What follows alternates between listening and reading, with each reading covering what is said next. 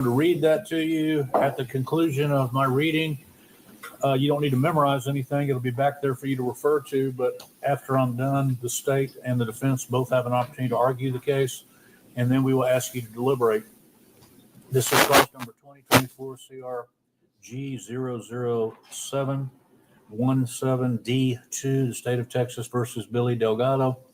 Members of the jury, the defendant, Billy Delgado, stands charged by indictment with the offense of aggravated assault causing serious bodily injury with a deadly weapon to a family member, a felony of the first degree alleged to have been committed on or about the first day of June 2024 in Webb County, Texas. The defendant has pleaded not guilty to these charges. Assault is defined as a person commits the offense of assault if he intentionally, knowingly, or recklessly causes bodily injury to another. Aggravated assault, a person commits the offense of aggravated assault if he commits assault as hereinbefore defined and he causes serious bodily injury to the injured party. Bodily injury is defined as physical pain, illness, or any impairment of physical condition.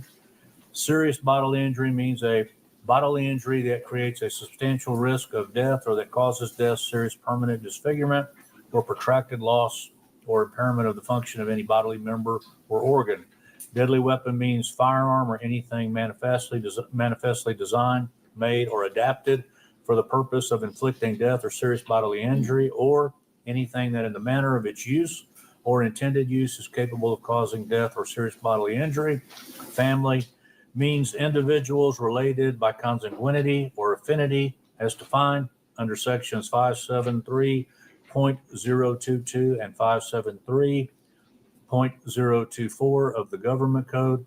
Individuals who are the former spouses of each other, individuals who are biological parents of the same child without regard to marriage, and a foster child and foster parent without regard to whether those individuals reside together. Dating violence means an act by a member of the family or household against another member of the family or household that is intended to result in physical harm, bodily injury, assault, or sexual assault, or that is a threat that reasonably places the member in fear of imminent physical harm, bodily injury, assault, or sexual assault, but does not include defensive measures to protect oneself.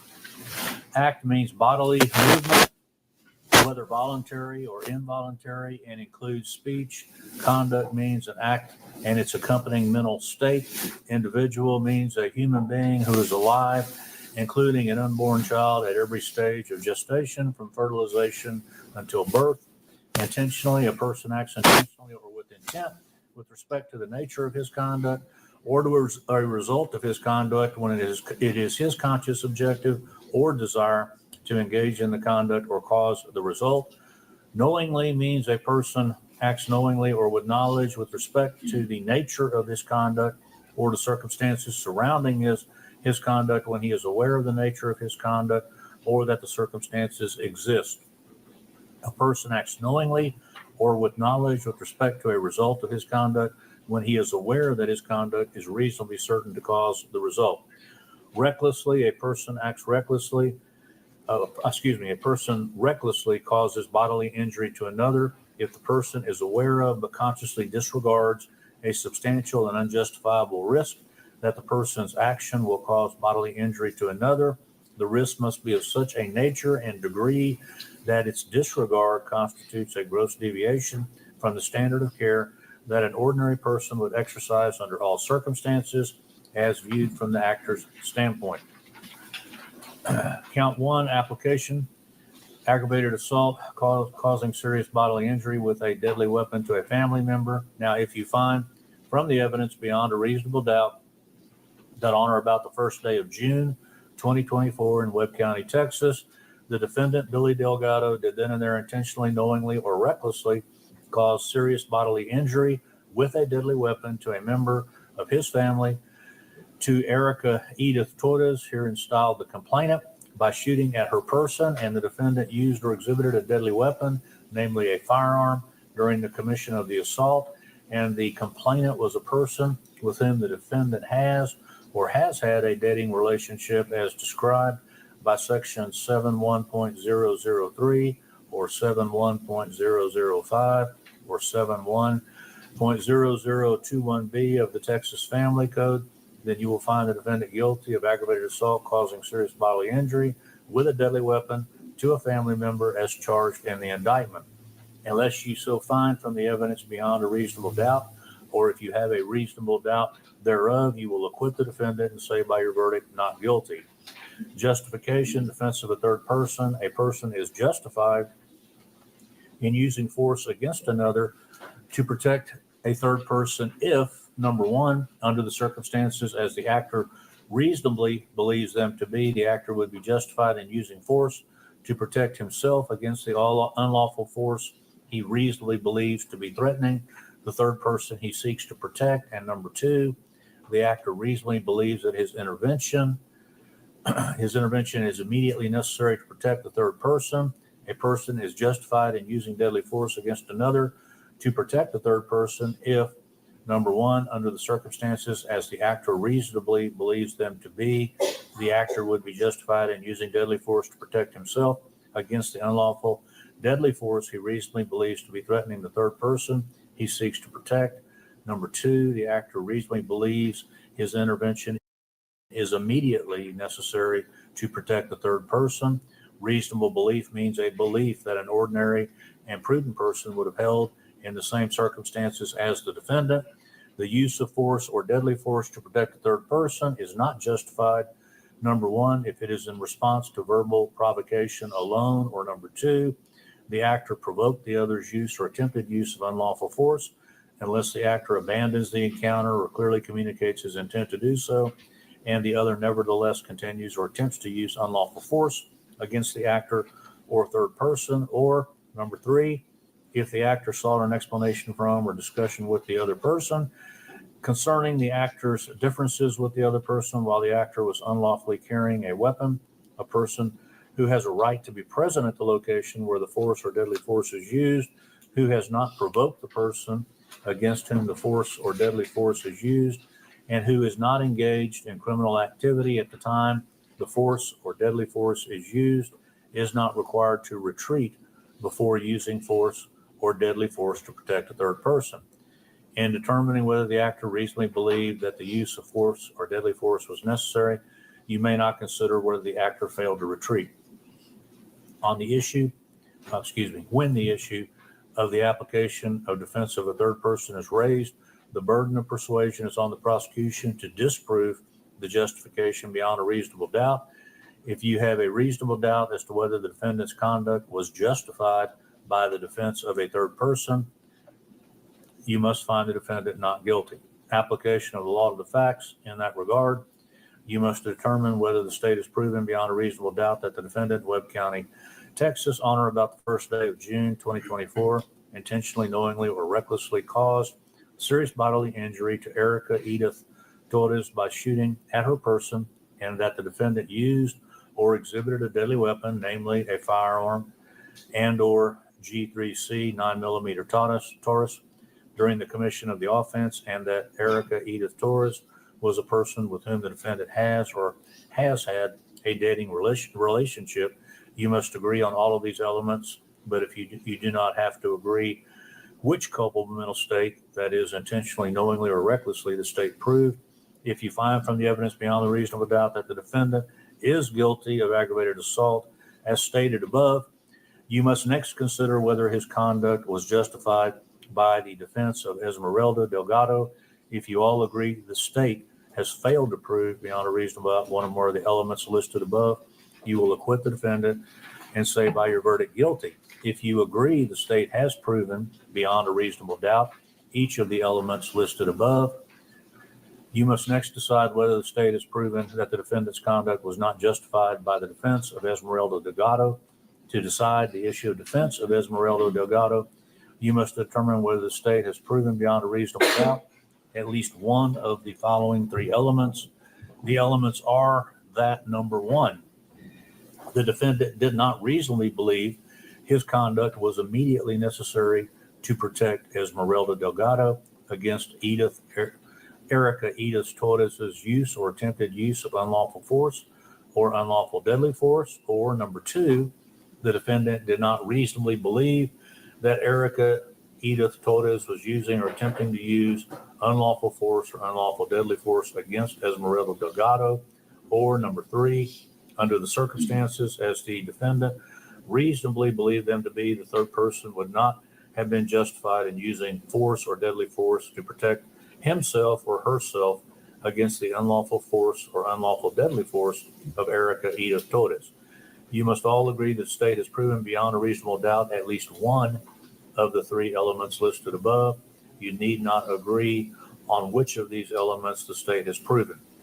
If the state has failed to prove at least one of the elements beyond a reasonable doubt, then the state has failed to prove that the defendant's conduct was not justified by the defense of Esmeralda Delgado, and you must find the defendant not guilty. If the state has proven at least one of the elements listed above beyond a reasonable doubt, then the defendant has proven the defendant's conduct was not justified by the defense of Esmeralda Delgado, and you must find the defendant guilty. A grand jury indictment is the means whereby a defendant is brought to trial in a felony prosecution. It is not evidence of guilt, nor can it be considered by you in passing upon the issue of guilt of the defendant. The burden of proof in all criminal cases rests upon the state throughout the trial and never shifts to the defendant. All persons are presumed to be innocent, and no person may be convicted of an offense unless each element of the offense is proven beyond a reasonable doubt. The fact that he has been arrested, confined, or indicted for, or otherwise charged with the offense gives rise to no inference of guilt at his trial. The law does not require a defendant to prove his innocence or to produce any evidence at all. The presumption of innocence alone is sufficient to acquit the defendant, unless the jurors are satisfied beyond a reasonable doubt of the defendant's guilt after a careful and impartial consideration of all of the evidence in the case. The prosecution has the burden of proving the defendant guilty, and it must do so by proving each and every element of the offense charged beyond a reasonable doubt, and if it fails to do so, you must acquit the defendant. It is not required that the prosecution prove guilt beyond all possible doubt. It is required, however, that the prosecution's proof excludes all reasonable doubt concerning the defendant's guilt. In the event you have a reasonable doubt as to the defendant's guilt, after considering all of the evidence before you and these instructions, you will acquit him and say by your verdict, not guilty. You are the exclusive judges of the facts proved, the credibility of the witnesses, and the weight to be given their testimony. But the law of the case you shall receive in these written instructions and be governed thereby. After you retire to the jury room, you should select one of your members as your foreman or presiding juror. It is his or her duty to preside at your deliberations, vote with you, and when you have unanimously agreed upon a verdict, to certify to your verdict by using the appropriate form attached hereto and signing the same as foreman or presiding juror. During your deliberations in this case, you must not consider, discuss, nor relate any matters not in evidence before you. You should not consider nor mention any personal knowledge or information you may have about any fact or person connected with this case which is not shown by the evidence. No person has any authority to communicate with you except the officer who has you in charge. After you have retired, you may communicate with this court in writing through the officer. Any communication relative to the case must be written, prepared, and signed by the foreman and shall be submitted to the court through the officer. Do not attempt to talk to the officer who has you in charge or the attorneys or the court or anyone else concerning any questions you may have. Your sole duty at this time is to determine the guilt or innocence of the defendant under the indictment in this cause and restrict your deliberations solely to the issue of the guilt or innocence of the defendant. Following the arguments of counsel, you will retire to the jury room to consider your verdict, and we will await your unanimous verdict. You have one verdict form attached, ladies and gentlemen, where you find the defendant either guilty or not guilty. Please make sure that the presiding juror signs the correct line indicating your unanimous verdict. Ladies and gentlemen, not in the charge, but I just want to tell you orally, every court treats notes differently.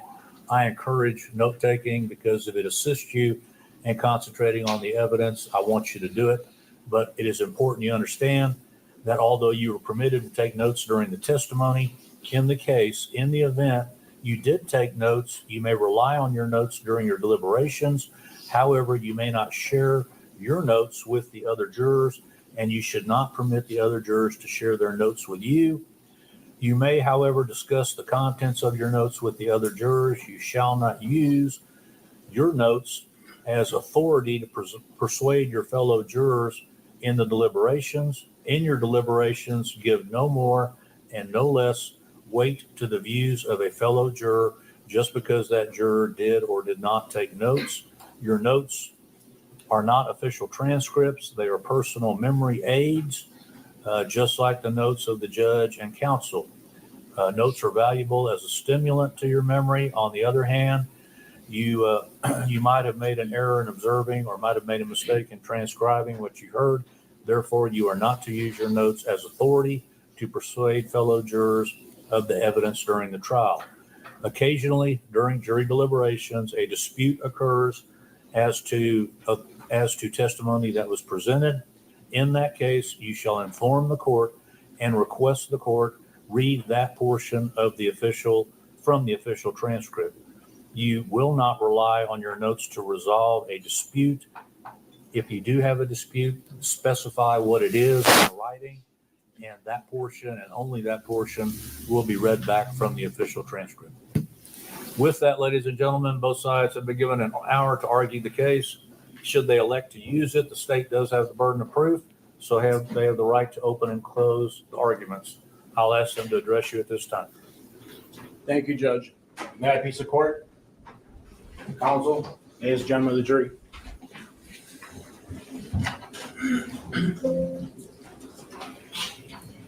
You're free to choose, but you're not free from the consequences of your choices. What did Mr. Soto say in opening statements? This was a case about choices and consequences. And how on June 1st of 2024, that man sitting right there made a fateful choice that has consequences for which he must be held accountable for. Now, what choice did he make? He chose to commit the offense of aggravated assault of a family member with a deadly weapon, which resulted in serious bodily injury. Let's go over those elements.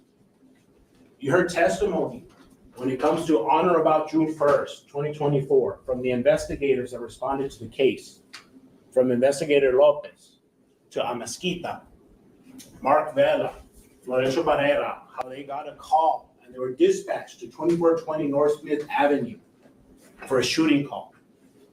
You heard the victim, Erica. She took the stand and she testified that she went to Billy Delgado's residence because he called her over because of some issue with her daughter. Let's move on to the second element. In Webb County, Texas. It happened on 2420 North Smith Avenue. I asked Officer Amasquita, and even Erica testified that residence is located in Laredo, Texas, which is in Webb County. Let's move on to the next element. The defendant, Billy Delgado. What evidence do we have? Well, we saw Officer Amasquita testify. We saw his body cam. You'll be able to take that with you in the back. He confessed. Yeah, I shot her mom. Who's her? Emmy, his daughter, who happens to be Erica's daughter as well. We see Juan Angel Pina surveillance footage, and we see it point blank. Look, it's right there, point blank, aiming a gun right at Erica through the passenger side window. Erica IDs. I heard 3 shots through my windshield, and as I drive by, I see Billy shooting, pointing a gun at me. And let's not forget the forensic scientists that came over and confirmed that there was gunshot residue on Billy Delgado after Mark Vela got samples from his hands and sent it out for testing. Well, ladies and gentlemen, the most important one, he confessed on June 1st, 2024. He confessed back then, and he took the stand, and he confessed on the stand as well. Check, check, check. All right, let's talk about the next element. Intentionally, knowingly, and or recklessly. Well, it started May 19th, prior to June 1st. Erica and Kayla took the stand, and what did they say? Erica said on May 19th, almost 2 weeks prior to the date in question, Billy told her, enjoy your birthday, because this will be her last one. Kayla overheard that same conversation and could confirm that's what Billy said. So he had a plan already. He had a plan that he wanted to execute. And execute he did. There he is. Look at State's Exhibit 4. He's laying in wait.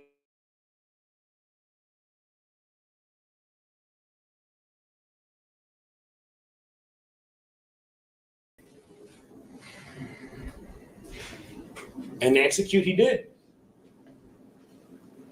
What did Florencio Barrera say?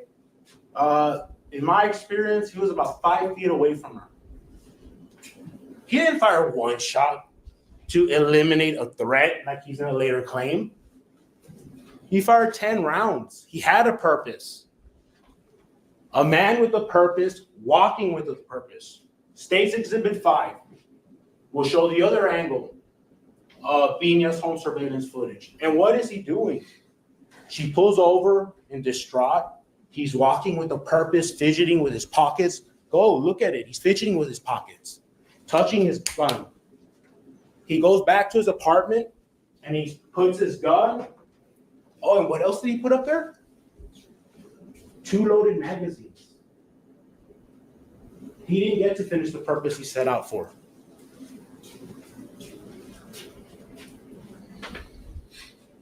He gets arrested once Amasquita gets there, and what does he say? I emptied a whole clip in her mother. Again, who's her?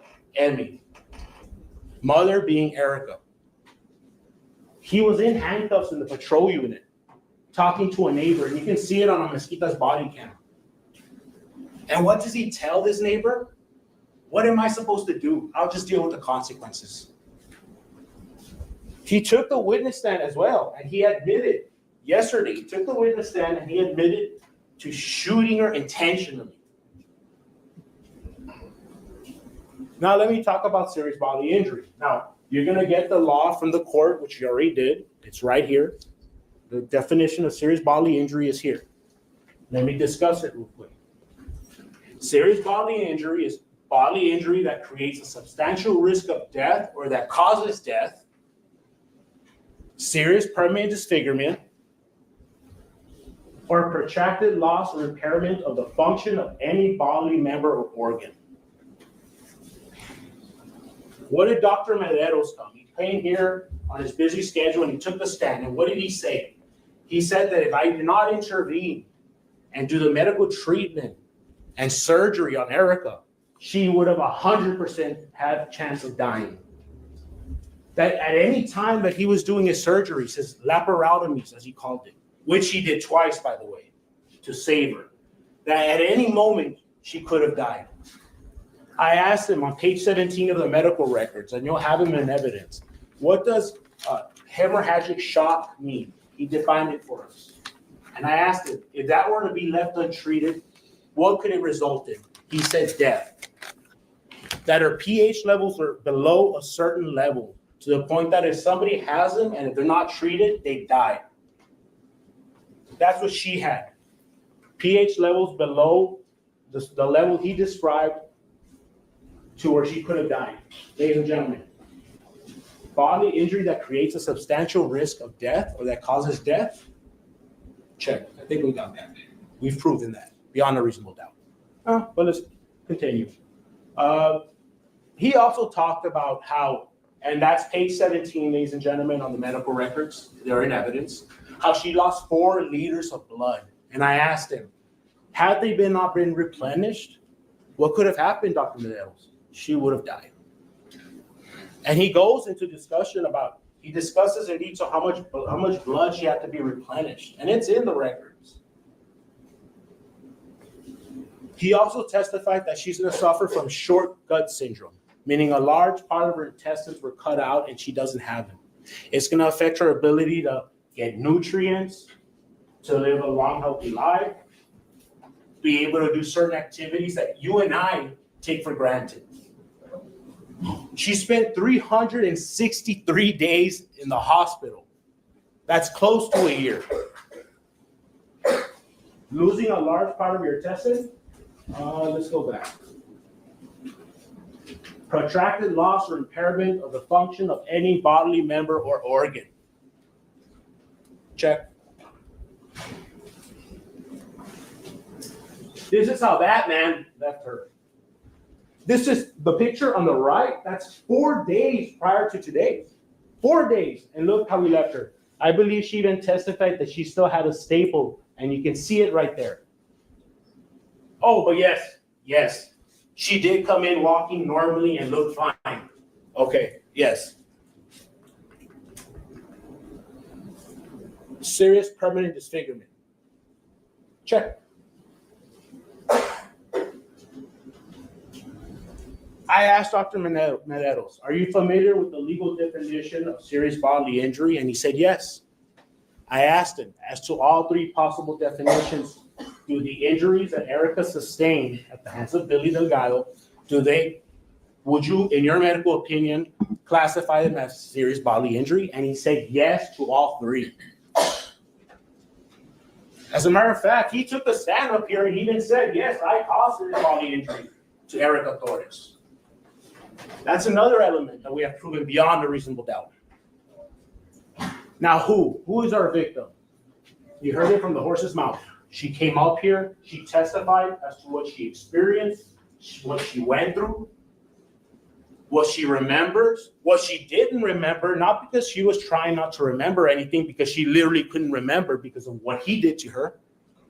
We saw Pina's home surveillance footage where she's driving her green Kia Soul. And how do we know she was driving the green Kia Soul? Because Kayla testified that she drives the green Kia Soul. Kayla also testified that she was on the phone as Billy was raining bullets at Erica. And again, he confessed back then on June 1st, 2024 to Officer Mesquita, and he confessed again when he took the stand yesterday. Another element met beyond a reasonable doubt.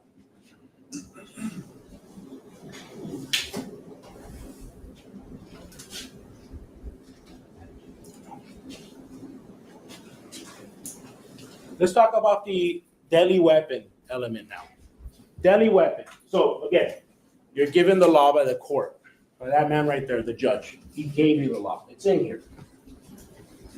A deadly weapon, we know automatically, we call it per se in our legal terms, but it's automatically considered a deadly weapon, a firearm. We know State's Exhibit 6 right here. Y'all can check it out. Y'all can take it back and look at it. Investigator Juan Lopez sees a black Torres G3C pistol. I asked Lopez and I asked Officer Mesquita, is a Torres G3C pistol considered a firearm? Yes, it is a firearm. It's meant to kill. We look at Pina's home surveillance footage. And actually, I can go back.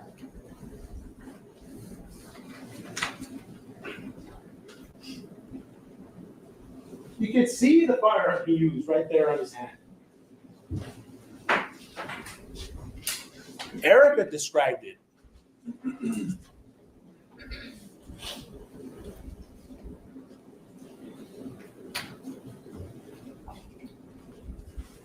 And he admits to it too. You can see it on Officer Mesquita's body cam. Where did you put the gun? Oh, and I believe, quote for quote, oh, it's on the chair right there on the black chair. Sure enough, that's where it is, with 2 loaded magazines.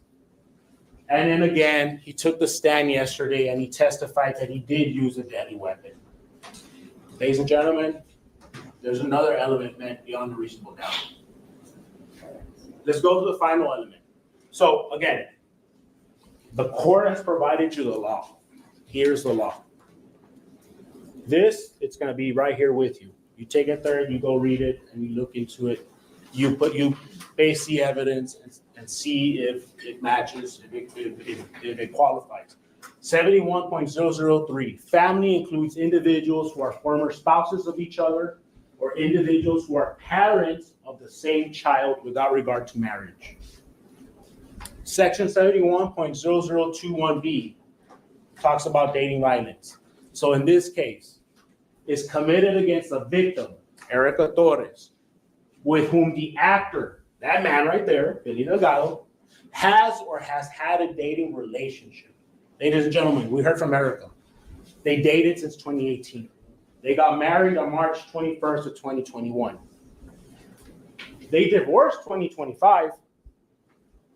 In between June 1st, 2024 is when the actions that Billy Delgado took, that shooting, happened in between. They were married when he committed that crime. Married. So satisfied.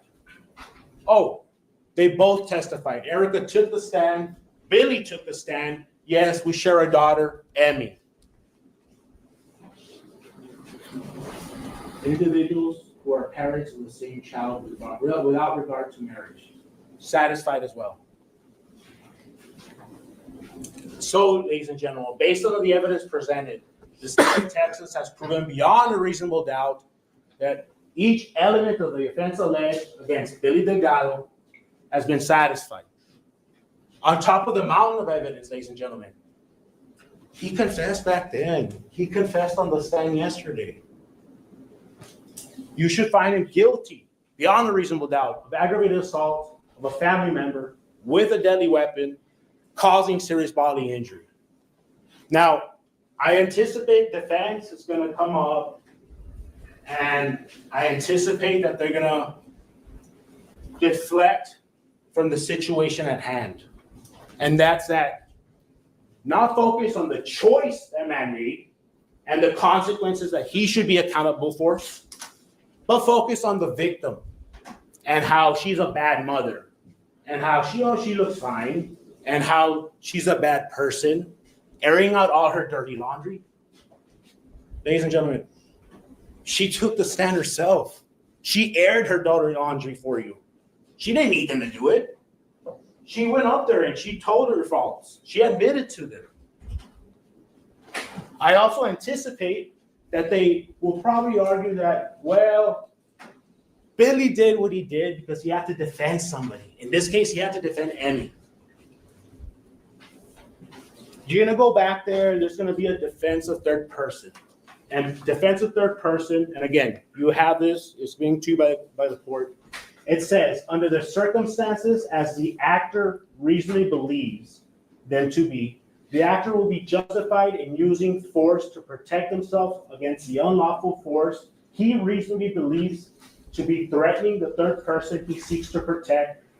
And important, the actor reasonably believes that his intervention is immediately, another important word, immediately necessary to protect the third person.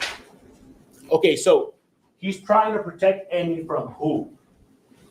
This Uncle Louis, who never made an appearance in this case other than just him saying it. As a matter of fact, we brought you Investigator Vaquera. They looked into it, the multidisciplinary team. There was no merit in that allegation. There was nothing there. So why pursue when there's nothing there? They did their job, they investigated it. Protected from him, from Louis.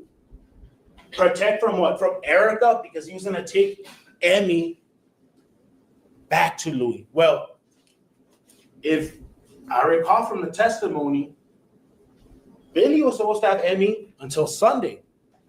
Erica was supposed to pick up Emmy on Sunday. No, he calls her a day before. Hey, I'm having issues with her daughter. Come get her. So a day before Erica is supposed to have Emmy, he calls her over. So he calls Erica, who may be a danger to Emmy, over on his day where he's supposed to have his daughter.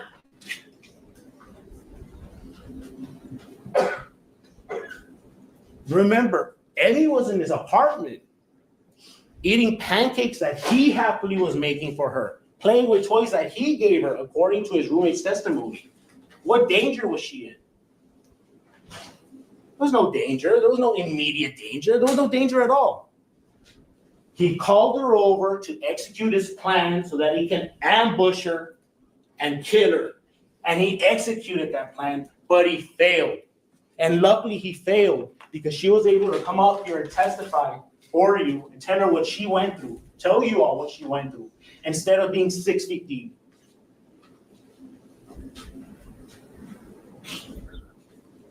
And Judge, I'm going to go ahead and yield the rest of my time to Mr. Sullivan. All right. Thank you. That was 18 minutes. Defense. May it please the court, opposing counsel, ladies and gentlemen of the jury. Let me address you. I'm not going to be yelling at you. I'm not going to be showing you gross pictures to try to deflect you from the issues at hand, okay? So what are the issues at hand? The state seems to believe that it's just an aggravated assault with serious bodily injury. As you see in your jury instructions, you're going to see that it says when the issue of the application of defense to a third person is raised, which it has in this case, the burden of persuasion is on the prosecution to disprove the justification beyond a reasonable doubt. If you have a reasonable doubt as to whether the defendant's conduct was justified by the defense of a third person, you must find the defendant not guilty, okay? So they're going to try to disprove defense of a third person by argument, okay? Argument. They didn't put up any evidence up there to say that there was not a defense of a third person. They failed. So it's just not those things that he showed you up there, check, check, check. He forgot to check this one, okay? He didn't check this one because they failed to do it. They could have called Uncle Louie to come up here. Did you do it? No. Disproved, okay, of our defense. It had to be immediate. It had to be an immediate threat. That's why he didn't wait till Sunday. If you want to take care of it now, okay? If it wasn't immediate, he would wait till Sunday. If he wanted to ambush her and kill her, he would have waited till Sunday. She was going to come over, okay? It didn't flow that way. It doesn't flow right, right? In his brain, and how does his brain get in this position? Will we be here, first of all, if he wasn't abused all these years? Will we be here? Probably not, okay? So remember how he's been shaped over these years. He threw a weight at him. They hit him several times. She told you she's been arrested for beating up her own brother. And her words are laying hands on somebody. Okay, she got arrested. Okay, Billy says that she's got friends in high places. Nothing happened to her. You know, we talked about second chances. How many chances does she have? Her brother, Billy, several times. She admitted to drinking with her kids in the back seat. One of her kids. That's a felony offense here in Texas. Anything happen? Okay, keeps going over and over in his mind. That's what he's thinking, okay? And it's in the instructions what a reasonable person is, okay? It tells you at that moment what he's thinking. And it's just not that moment. It's everything that pushed it to that moment, okay? The abuse, psychological abuse, verbal abuse, the physical abuse, it shaped him, okay? I can't get any help, okay? Because of her friends. Nothing's going to happen. He's had enough. Now something's happened to his daughter, so he's got to act. And he acted. That's what it was. Now, there is a jury instruction for that. The state can't disprove it that he did it to defend his daughter, okay? She's being abused. They even told you during voir dire, I believe. They said, we have a single witness rule. All we need is one witness. The state always does that. Well, in this case, we have one witness of the abuse, and guess what? It doesn't matter. It doesn't apply. It doesn't apply now. He heard it. Did you go talk to the guy that did it? He just got out of prison. If I was a cop, that's what I would go do. The guy got out of prison. Let me go see what he wants to tell me. Okay, maybe he'll confess. I don't know. I called him. I couldn't find him. It's good enough for me. She didn't say anything. Her mom just got shot. Dad's in jail. The kid clams up. And the end of the case. That's the end of the case. Okay? The kid goes back to the same situation, the same family where the abuses occurred to Mr. Delgado and to her. That's the end of that case right there. And who knows what that child's going to be a product of in the future because of all the abuse that's going on. It's, we weren't disputing any, we saw the video, ladies and gentlemen. They didn't need to bring an expert to say there was gun residue, okay? Nobody's disputing that. Nobody's disputing the shooting. We're disputing why it was shot. Why did he shoot? Okay, that's the whole issue. Do you need to take a look at the, at this? We have the instruction, the judge thought it was, that it weren't merit for you to take a look at. Okay, that's why it's on here. There's evidence to back it up. If there was no evidence, we wouldn't get this instruction. So we have evidence, take a look at it. The state has to disprove it before you get to a guilty verdict, okay? They didn't put on any evidence to disprove it. They're going to try to argue it. What the lawyers say is not evidence, okay? What lawyers say up here is not evidence. It's what comes out of that witness chair, okay? Whoever's up there, all right? You heard Erica's cousin say,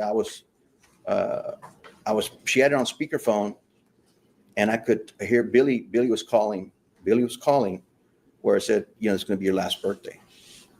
When Erica testifies, what does she say? Go drop off the kid. He straps her in, comes over to my car and says, it's going to be your last birthday. So they didn't get that story straight. All right. Because there's two different versions. All right. So it's different. And why would he say that? Why would he, if he wants to kill her? I mean, just do it. Could have done it right there when he dropped off the kid. Why didn't he do it? Because it's not true. All right. He had plenty of opportunities, plenty of abusive situations when he got dropped off in the middle of the night. Hey, leave the house. I don't care. You know, they're stuck in traffic. They're trying to exit so that they can drop her off going to San Antonio. What does she do? Gets her kids and starts walking down the freeway. I mean, what kind of mother does that? Okay. Wait till you drop me off so my kids are safe. It's not about your kids being safe. Okay. It's about her. All right. It's unfortunate that she got shot. It's horrible. Billy told you, I regret it. You know, I didn't want to shoot her, but he had to do it to protect his daughter. Right. In his mind, it was just that moment. And I told you during voir dire, I said, if I could judge you for your worst 5 minutes of your life, you know, what would be my verdict on you? All right. And that's what you're going to be doing to Billy. 5 minutes when you should be considering the 4 years that we're together. All right. Take a look at the entire picture. Don't focus in on what they're trying to show you. They're going to show you gross things and bad things, and they say all these things. Do you really need to get those issues proved? I mean, really, it was a shooting. She's injured. She was the wife. They've already done that. Get to the good stuff. Okay. Show me how you disprove that the little kid was not abused, that he was trying to protect her. Show me that. They're going to have words. They're not going to have evidence. Okay. No evidence. So they can't disprove that. And because of all that, you have to find him not guilty because they can't disprove it. It's their burden, not mine. I raised the issue. They needed to put up evidence. They didn't do it. So it's a verdict of not guilty. That's the reason you get to not guilty. Not because there was no weapon, not because they weren't dating, not because of the other issues. It's because of that. Okay. And all of this was focused toward a prosecution, and it's more vindictive. It's more of anything. I mean, who would take pictures of your daughter to go show your granddaughter or have her later so she can examine it? I mean, nobody does that. Those are horrible pictures to be able to show, to come back. Look what your dad did. Okay. God is just absolutely incredible. All right. And you know, they were praying for Erica. She made it. She survived. You know, but part of the Lord's Prayer is, you know, forgive me for my sins as I forgive those who trespass against me, right? So in this case, that doesn't apply. It's all vindictive. It's all funneled to try to get him punished, okay? Mr. Delgado's already been punished for a lot, all right? A lot of abuse, a lot of just torment that he's been through. And this was his expression when he couldn't do anything to protect himself. He had to protect his daughter, and he acted. Okay, make the state prove all the elements of the offense, which includes now the justification. Can they disprove it? Did they put up any evidence? They didn't put up any evidence. Okay, so be looking at that. They're going to put on some more stuff, say some other stuff, but remember what lawyers say is not evidence. It's not. So in your back of your mind, when he's talking about there's no justification, make him go back and say, that was my evidence. So you can analyze that, check with your notes, okay? And as for the Delgado family sitting over there, and Mr. Delgado, we thank you for listening to our case, okay?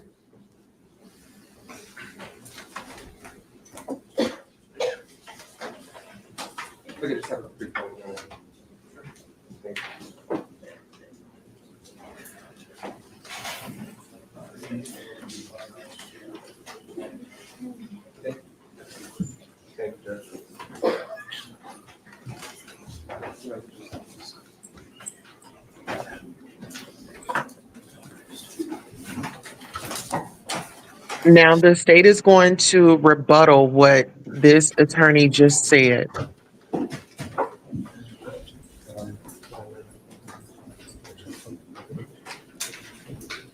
So the state's rebuttal argument against the defense attorney. This is Rogelio Soto.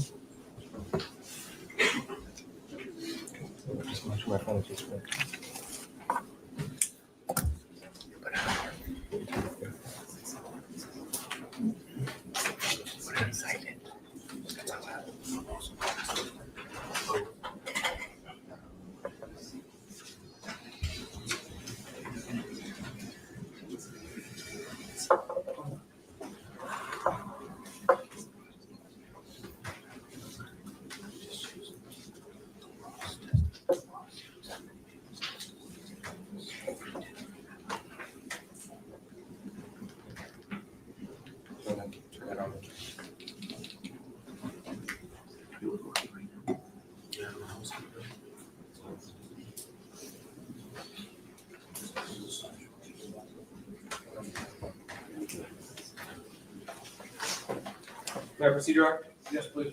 Thank you. Good morning, ladies and gentlemen.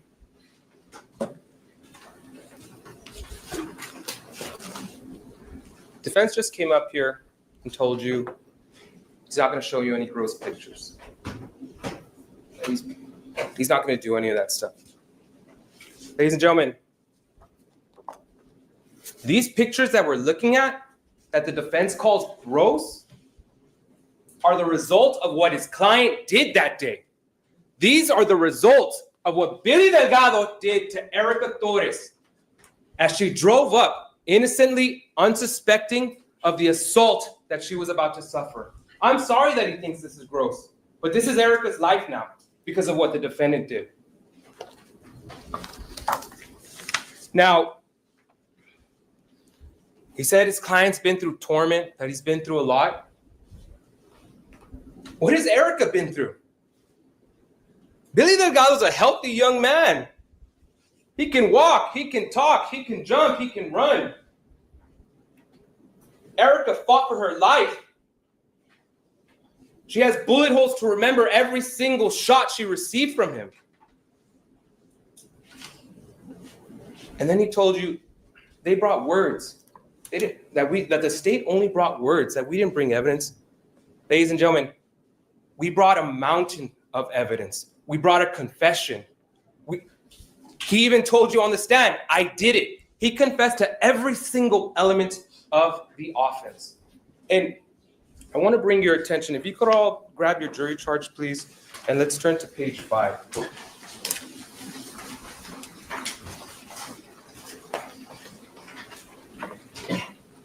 If you look at that top line, it says, under the justification, because this is what they're arguing. He's saying that they have a justification. If you look at that top line, under the circumstances, as the actor reasonably believes them to be, and pay attention to that word, reasonably believes, the actor would be justified in using force to protect himself against the unlawful force he reasonably believes to be threatening the third person he seeks to protect. Now, reasonably believes. To reasonably believe, you must be able to use what? Reason. You must be able to reason with what you're doing. Yet, when he took the stand and I asked him about shooting Erica, I blacked out. When I asked him about shooting her multiple times, do you remember? I don't remember. I can't remember. He conveniently blacked out. He conveniently doesn't remember. He remembers being in the apartment, and then he remembers the cops showing up. So where was he able to formulate this supposed reasonably believe? Where was he able to use his reason when he's conveniently blacking out throughout this entire process that he can't recall? Ladies and gentlemen, it's an excuse. This is a lie, another lie by the defendant. Just another excuse to justify his actions of what he did to Erica that day. Just the same way he made up the lie about this supposed sexual assault against his daughter by Uncle Louis. The only person that's ever cried wolf about that is the defendant. He's the only person, because Emmy's never told anybody else. She's never told anybody else about it. And let's just say, for the sake of argument, that you see reasonably believes, you need to prove and, because that's the next word. The next word means that reasonably believes to be threatening the third person he seeks to protect, and. So you need to do both. You need both for the justification of defense of third person. So, and the actor reasonably believes, so again, he's got to use reason, but apparently he was blacked out through this entire process. Blacked out because he couldn't recall what he did. He couldn't remember thinking about what to do or how he did it because he was blacked out. The actor reasonably believes that his intervention is immediately, at that point in time, immediately necessary to protect the third person. The third person, Emmy, who's in the apartment upstairs, that he left Emmy with his roommate. You saw Estrada take the stand. She said Billy dropped off some toys and he told Emmy to play and for me to watch her, that he was going to go talk to Erica. There's no immediacy. Where's the immediate danger? There's no Uncle Louis, the supposed cry wolf that's outside waving, "I'm here, Billy, I'm here." He called Erica over to the house. He told her, "Get here now, come pick up Emmy. I can't do this no more." Why lure her there? If you're going to do the right thing, call LPD. Do what a normal person would do. Call the police or say, "Hey, Erica, look, I'm not going to give Emmy back. We need to figure out what to do about this. Okay? I'm going to keep her. I'm going to keep her with me. I'll give her back to you after we talk to the police." There was no immediacy, ladies and gentlemen. There was no immediacy. So this doesn't apply. And then even then, when the issue of the application, if you turn to page 6, please. When the issue of the application of defense of a third person is raised, the burden of persuasion is on the prosecution to disprove the justification beyond a reasonable doubt. And defense told you we can't disprove that we can't disprove that beyond a reasonable doubt. Ladies and gentlemen, it's like I told you in voir dire. This is common sense. We use common sense every day. Every day. You heard the defendant. I blacked out. I blacked out. I blacked out. There is no evidence for his reasonableness. There's no immediacy. Again, just another excuse. So let's talk about what this case is really about.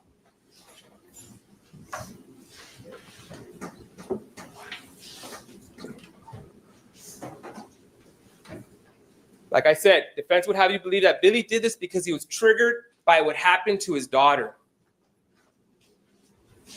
Well, then why Erica? Why shoot Erica?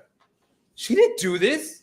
If you were triggered by this, she's not the one who abused Emmy. If this is supposed incident that happened pushed you over the limit, she's the wrong person. Why not take the proper measures like I just told you? Call the police. He bragged about his family being in law enforcement. how his grandmother was the captain of police. If that's the case, then you know police will do a good job, right? You know they'll do their job if you just call and take the proper measures like a normal person. 2 wrongs don't make a right. 2 wrongs don't make a right, ladies and gentlemen. He doesn't get to take justice and be the judge in this case. What he did is not justified by any circumstance. What he did to the mother of his child. And that case was closed. There was no evidence.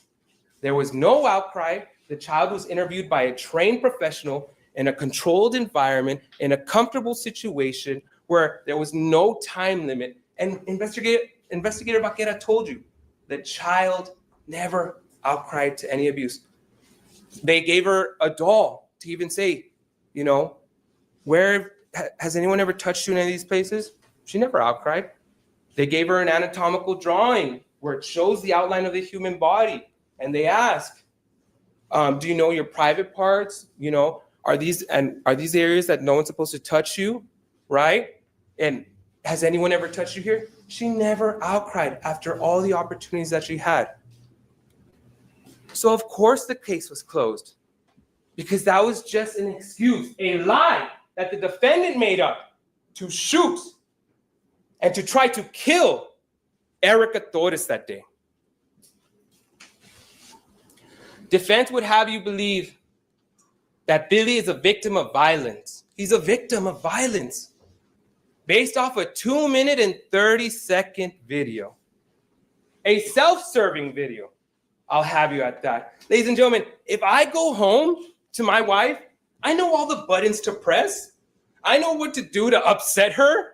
And if at that point in time, after I've riled her up, and I say, oh, leave me alone. Hold on. Let me put it in selfie mode real quick. Okay. Stop. Yeah. Ladies and gentlemen, come on. That was a self-serving video. We didn't see the circumstances leading up to that. Erica told you herself. She took ownership. She said, I needed to get to San Antonio. Well, why didn't you get off? He was driving on the highway. I couldn't get off. Well, why didn't you try exiting the vehicle? It was moving. My kids were in the back. And why were you so concerned? Because if I missed court, I would get arrested. And I would stay in custody until I had court. And I didn't want a warrant out for my arrest. I'm sorry, ladies and gentlemen. Yes, she was upset. She was upset because she was being held against her will when the defendant had told her that he would take her to court in San Antonio. But in the video, you hear him say, we were late. We weren't going to make it anyways. She still made it that day, even after getting dropped off, or she didn't get dropped off. She jumped out of the car while it was in between 2 trailers and walked to the truck stop, waiting for her mom to pick her up. And you saw in the video, the defense like, no, please. Yeah, I'm tired of this. And what does he do? He looks down to make sure that he's showing his face. Y'all saw him. He looked down. And then, we're going to crash. We're going to crash. What does he do? Afterwards, he pulls up the phone. He's like, all right, let me take it off selfie mode. Let me close it. Yes, he was very concerned about crashing while trying to record a video after he was starting a fight, after he was fighting with Ms. Torres, and she was upset because she didn't want to get arrested. I don't blame her. I don't blame her for not wanting to get arrested. Nobody wants to get arrested. And meanwhile, being held against her will, right? Because she couldn't get out of the moving vehicle. Defense would have you believe that Billy did this because he thought he needed to protect his daughter. Ladies and gentlemen, we already talked about this. There was no immediacy. There was no threat. Emmy was upstairs, locked, or not locked, but in a room with the door closed. I'll have you, because Erica Estrada texts, she said on the stand that the door was closed while she was in the room with Emmy. The front door to the apartment was closed, and Billy Delgado walked outside, apparently conveniently to his benefit. He was blacked out, but he told you, I always carry my gun. I always have my gun. It's small enough for me to carry it. I'm not a convicted felon. I can carry a gun. Ladies and gentlemen, where's the immediacy? Erica didn't rev her engine and pull up. No, she's just pulling up nice and slow, ready to pick up Emmy. And what does she hear? Bang, bang, bang, bang, bang, bang, bang. Yes, Mr. Delgado felt threatened. Ladies and gentlemen, common sense. And most importantly, he called Erica to come over. That's what you need to go back to every single time. He called her there. It wasn't her day. It wasn't her time to pick up Emmy. Emmy was supposed to get picked up on Sunday. It was his visitation. But the defendant lured her there. Why? Because he wanted to ambush her. He wanted to attack her and knew that she wouldn't stand a chance, that she wouldn't suspect it. He wanted to kill her. Like I told you, this case is about choices and consequences. We all have free will to make choices. You heard Sharon Estrada. Billy was making pancakes that morning. He looked at peace. He looked at peace. Ladies and gentlemen, if you're upset and if Emmy told him this the night before, why not call PD that night? Why not call Erica that night? The moment you just got told that when he claims that his daughter, she jumped in my arms and she was crying. Get the phone. It's not like LPD only works 8 to 5. Call her mother. Let her know. I called the police. I just got told this. No, ladies and gentlemen, because that didn't happen. Erica testified. Billy called her to come over to his apartment to immediately pick up their daughter. He told her, get here now. She told you she was at a friend's house. She dropped what she was doing because she said, Billy told her, get here now. Come pick up Emmy. There was no immediacy. Billy created this situation. He created the situation he wanted. He made a plan to execute Erica Torres. What did Dr. Medeiros tell you? When we asked him about serious bodily injury, all the different definitions, he said, she did everything but die. So we met serious bodily injury. She lost her blood volume. She will have difficulties for the rest of her life. And she will need to be monitored because she will never have a normal life ever again. But at least she can walk normally or look like she walks normally. Use your common sense, ladies and gentlemen. We brought you the pieces of the puzzle. Remember, I said we were going to bring you the pieces of the puzzle, and it may not be a complete puzzle, but you'll be able to make it out. We brought you the videos, the shooting. We brought you the interview. Look at that video. There's no remorse. He looked like nothing. You know, instead of saying, how's Erica? Is Erica okay? Is Erica okay? Instead, he's like, look at my rap sheet. Look at her rap sheet. I don't got nothing. She's been arrested. In his eyes, he thinks of her as less than dirt. Look at the way he treated her that day, the mother of his child. He had the opportunity. Billy Delgado called Erica and ambushed her that day. So we've brought you the videos. We've brought you the opportunity that he had. We've shown it to you. The weapon and the casings, all 10 casings. We didn't just bring you the casings. We brought you all of them, all 10 opportunities he had to kill her. The confession, he told you he did it. He told you here to your face that he did it. Not only did he see that, he said, I did it. I shot the mother of my child. I'll deal with the consequences. He told you on the video when he was arrested, and he told you here in court on the stand. You saw her serious bodily injury with Dr. Medeiros. And they were still married the date of the assault and share a child. So we've proven our case. We've proven that on or about June 1st, 2024, in Webb County, Texas, the defendant, Billy Delgado, intentionally, knowingly, or recklessly caused serious bodily injury. Remember, I told you in voir dire, intentionally, go up to someone directly, point a gun at them, right in front of them, boom. That's intentionally. Knowingly, you see a group of people together, you shoot, you know you're gonna hit them if you're aiming at the crowd and they're all jam-packed together. And I said recklessly. When I explained recklessly was that you can appreciate the standard, but you do a gross deviation from it, regardless of the outcome of your actions, right? So even if you think that Billy Delgado says, well, I was just shooting at the car, I wasn't shooting at her. You shoot at a car with somebody in it, You're disregarding the fact that they could get hit. You're disregarding the fact that they could die. You're disregarding the fact that they could get seriously injured. And he did all of those. He intentionally shot at the car. He knew she was going to get shot. And he disregarded that fact when he recklessly shot at her in the car. So all of those three intentional elements are met. And used or exhibited a deadly weapon. A firearm, automatically a deadly weapon. And he also admitted to you, yes, I used a deadly weapon on the stand. During the commission of the assault, namely a firearm and or a G3C 9mm Torres.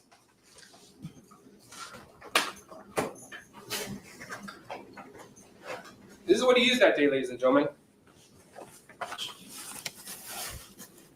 Not only what he used in the firearm that he was carrying, this is the one that he likes to carry, right? As he told you that he always carries a gun, but he was also accompanied by its two buddies, 2 loaded magazines. Ladies and gentlemen, he had one intent that day. It wasn't to talk to Erica. He wanted to kill her. He wanted to hurt her. He wanted to remove Erica from Emmy's life for his own personal, selfish motives.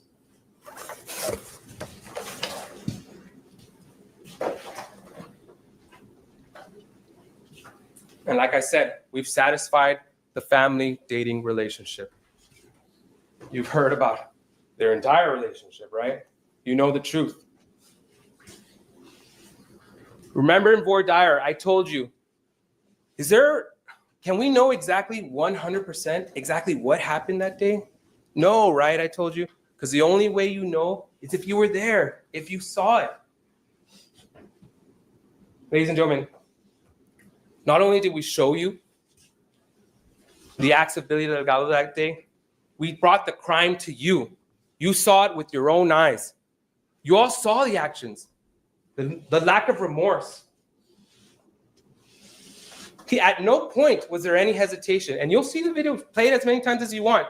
She pulls up, and without hesitation, he points his firearm and just starts unloading, one after the other. He's not moving. And I know that there was some argument by defense. Well, if he wanted to kill her, he could have killed her. Ladies and gentlemen, if this is the car, he was right there in front of it. He was trying his best to aim. He had a mission that day. But what do we have? We have Billy Delgado still hiding behind his excuses. I blacked out, or I did it for my daughter. Which one is it? You can't have both. You can't have both, ladies and gentlemen. I did it for my daughter to protect her. Okay, well, then you did it? Well, no, I blacked out. Those are completely contradicting statements. That doesn't make sense at all. You did it because you wanted to protect your daughter, but you don't remember doing it because you blacked out? You know why that doesn't make sense? Because it's a lie. It's an excuse for his actions. His own mom told LPD. She testified. She didn't believe Billy. She doubted him. She told LPD, there's no way. She told you on the stand. Yes, I said, there's no way this could have happened to Emmy. She would have told me. Emmy's a talkative child. Well, if she's a talkative child, of course she would have told her. She would have picked up on it. She even told you, yes, I check her underwear when she comes from her mother's.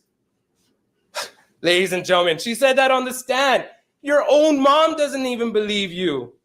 And she tried to stop him. You heard her, that she was talking to him right before he did it. Was he blacked out? Or was he using reason when he talked to his mom? Because he told her, watch this. And then he put his phone in his pocket and boom, boom, boom, boom, boom. But he was blacked out, like he told me, right? He was blacked out. No, ladies and gentlemen. He was trying to execute his own motives. He had an agenda. He had a plan to lure Erica there and execute her. Sharon Estrada, she talked about the box of toys. But I want to talk to you about how, did you hear how she said it? She said it on her own. He looked calm. He looked at peace that morning. If he was so triggered, if he was so bothered by what he heard the night before, how are you going to be in the morning looking calm and at peace? I would be ringing the phones. I'd be ringing the bell. I'd be at LPD banging on the door saying, open up, we're going to talk about this. And I'd be there with my daughter saying, something happened. Remember in Fort Dyer, when we discussed unhealthy relationships? I talked to you all about unhealthy relationships, and we discussed how, yes, maybe we or people we know are involved in unhealthy or toxic relationships.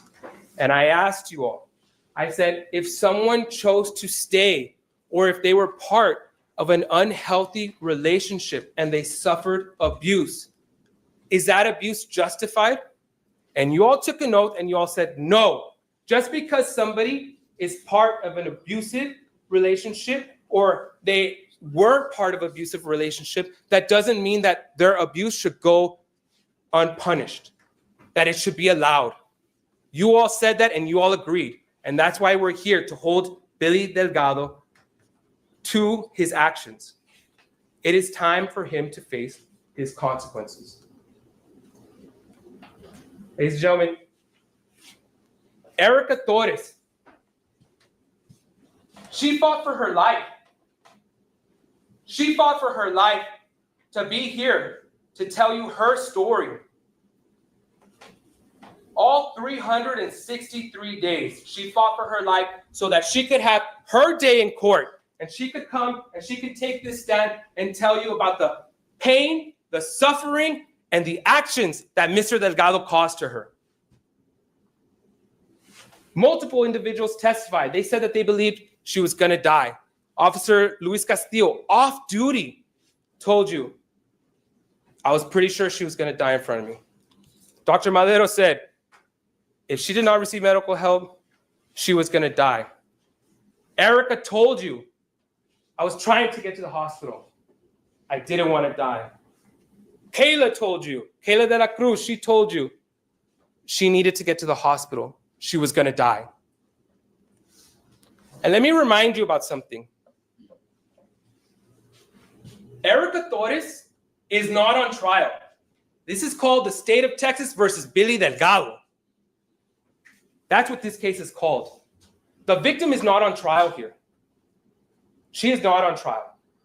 Why? Because she is the victim in this case. And we are here for the actions of Billy Delgado, for what he did, for what the defendant did, for what that man sitting over there did to her. That is why we're here. We're not here for the state of Texas against Erica. And she took the stand. And yes, like my co-counsel told you, we heard their dirty laundry. But you know what? I'll tell you something that she did. She owns it. She takes it. She takes accountability for what she did. She was on probation for what she did. She takes accountability for her actions. But you know who doesn't? The defendant.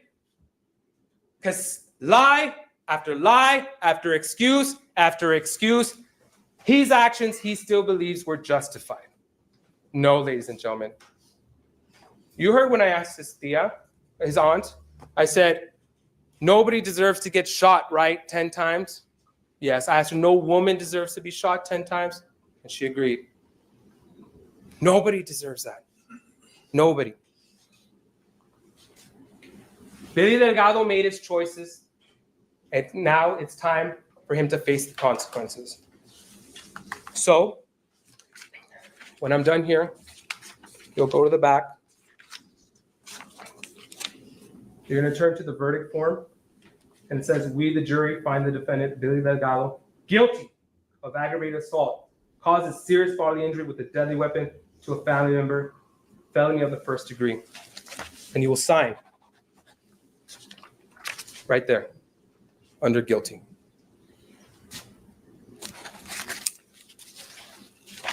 Thank you, ladies and gentlemen.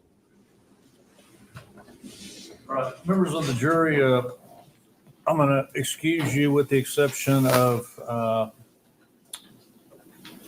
Mr. Pedroza and Mr. Nunez. If you would stay with us momentarily, I need to talk to you all outside the presence of the other folks. Ladies and gentlemen of the jury, don't begin your deliberations because they may have some stuff in the jury room. I'm going to let them come in there and get whatever they left and then as alternates, they're going to be excused.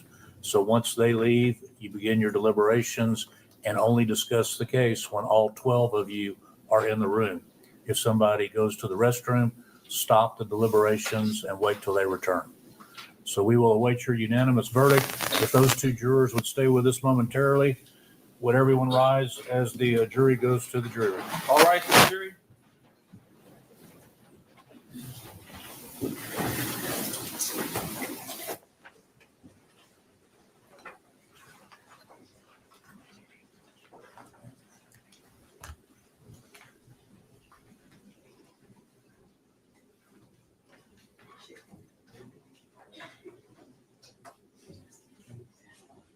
You were the alternates on the case. I appreciate your service. Do you have anything in the jury room? Okay. Go ahead and get that, and then you're free to go with our things.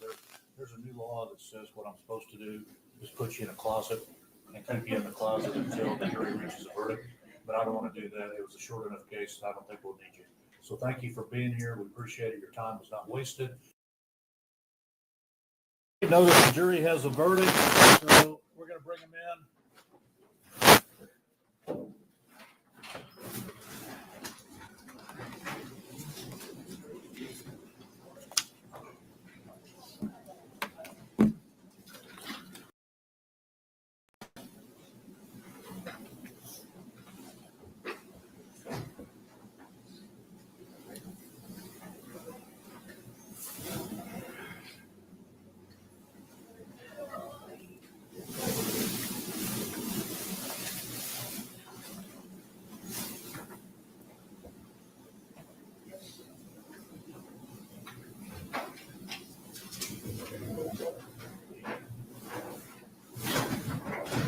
All right, for the jury.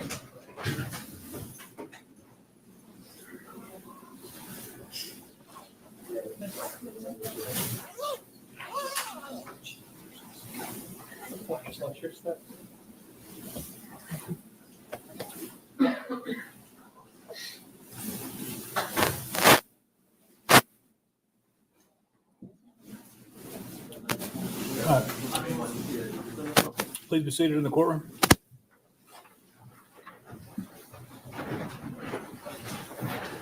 Okay, members of the jury, we received notice you have a verdict. Is that correct? Could I have the presiding juror stand momentarily? Is that verdict unanimous, sir? Yes, sir. Okay, could you hand it to the bailiff for me and you can be seated? Could I have defendant and counsel rise?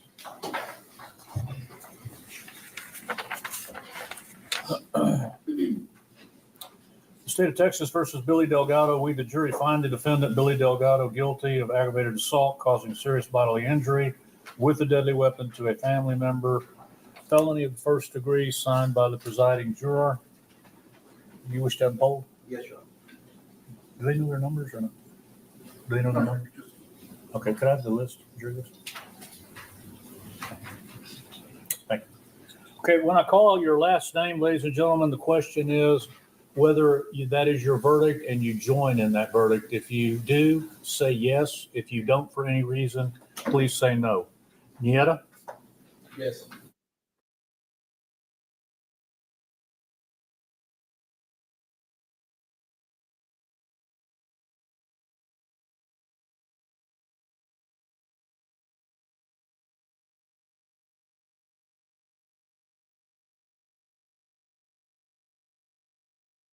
Received your verdict. Thank you very much, ladies and gentlemen. At this time, as we discussed in voir dire, it is a two-phase process. The defendant having been found guilty, it is the jury's responsibility to assess the appropriate punishment. Both sides have an opportunity to produce further evidence if they wish to do so. So I'll ask the state to proceed at this time. Thank you, Your Honor. May I please support? Ladies and gentlemen of the jury, first I want to thank you. And thank you on behalf of the District Attorney's Office and on behalf of Mr. Evans. Now, the law is going to ask you to take the next step. The next step is to determine what the punishment should be.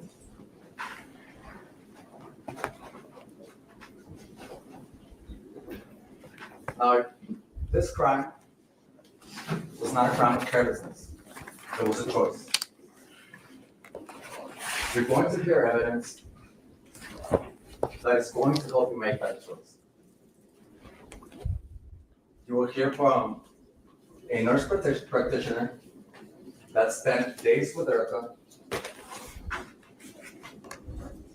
He was there trying to help her to recover. He was there when she was trying to get back on her feet.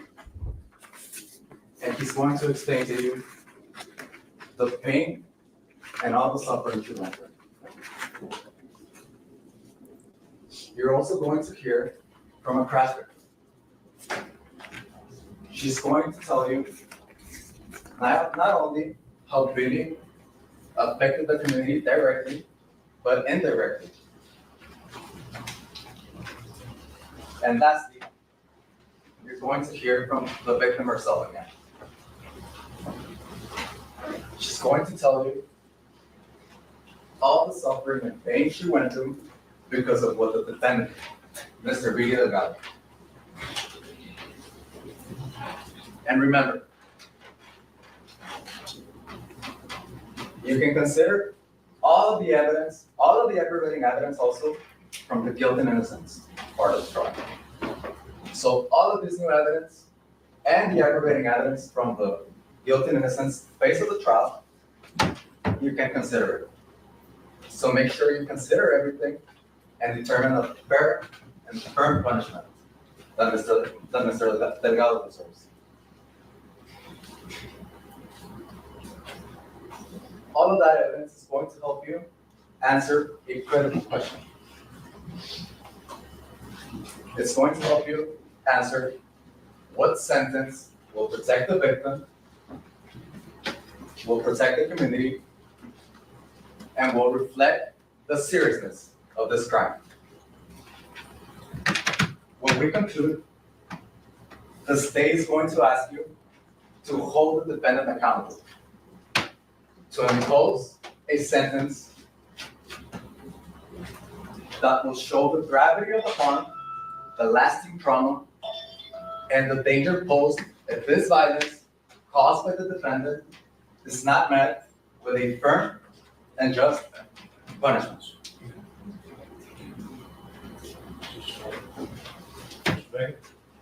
Yes, Your Honor. Thank you, gentlemen.